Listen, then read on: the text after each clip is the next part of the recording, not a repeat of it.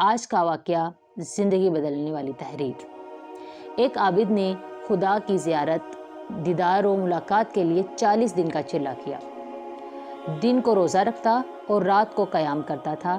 اعتکاف کی وجہ سے خدا کی مخلوق سے یکسر جدا تھا اور اس کا سارا وقت آہوزاری اور راز و نیاز میں گزرتا تھا۔ 36ویں رات اس عابد نے ایک آواز سنی، شام کو تانبے کے بازار میں فلاح تانبا ساز کی دکان پر جاؤ اور اپنی مراد پالو۔ عابد وقت مقرر سے پہلے پہنچ گیا اور مارکیٹ کی گلیوں میں تانبا ساز کی اس دکان کو ڈھونڈنے لگا۔ وہ کہتا ہے، میں نے ایک بوڑھی عورت کو دیکھا جو تانبے کی دیچکی پکڑے ہوئے تھی اور اسے ہر تانبا ساز کو دکھا رہی تھی۔ اسے وہ بیچنا چاہتی تھی۔ وہ جس تانبا ساز کو دیچکی دکھاتی وہ اسے تول کر کہتا 4 ریال ملیں گے۔ بڑھیا کہتی 6 ریال میں بیچوں گی۔ کوئی تانبا ساز اسے 4 ریال سے زیادہ دینے کو تیار نہ تھا۔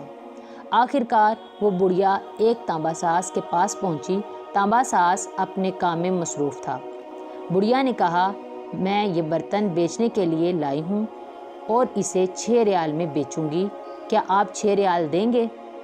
تانبا ساز نے پوچھا، صرف 6 ریال ہی کیوں؟ بڑھیا نے دل کی بات بتاتے ہوئے کہا، میرا بیٹا بیمار ہے، حکیم نے اس کے لیے نسخہ لکھا ہے جس کی قیمت 6 ریال ہے۔ تانبا ساز نے دیکھی لے کر کہا، ہاں یہ دیچکی بہت عمدہ اور قیمتی ہے، اگر آپ بیچنا ہی چاہتی ہیں تو میں اسے 30 ریال میں خریدوں گا۔ بڑھیا نے کہا، کیا تم مذاق کر رہے ہو اور میرا مذاق اڑا رہے ہو؟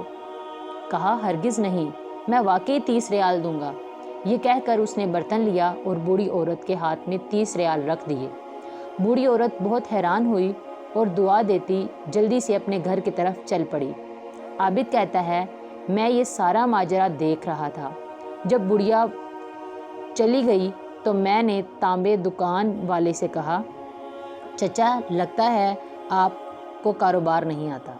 بازار میں کمی بیشی سبھی تانبے والے اس دیچکی کو تولتے تھے اور 4 ریال سے زیادہ کسی نے اس کی قیمت نہیں لگائی تھی، اور آپ نے 30 ریال میں اسے خریدا ہے۔ بوڑھے تانبا ساز نے کہا، میں نے برتن نہیں خریدا، میں نے اس کے بچے کا نسخہ خریدنے کے لیے اسے پیسے دیے ہیں۔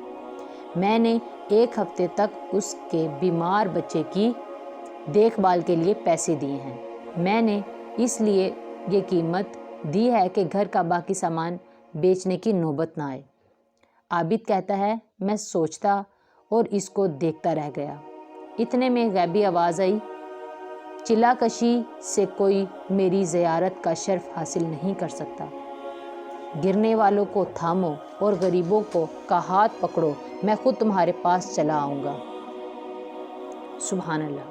اس واقعے سے ہمیں سبق ملتا ہے کہ ہمیں اپنی عبادت و ریاضات کو دیکھتے ہوئے کرتے رہنا چاہیے، لیکن ساتھ ہی ساتھ ارد گرد نظر بھی دوڑانی چاہیے کہ کس وقت کس کو کیسی ضرورت ہے۔ اللہ تعالیٰ سے توفیق مانگنی چاہیے کہ ہم دوسروں کے کام آئیں۔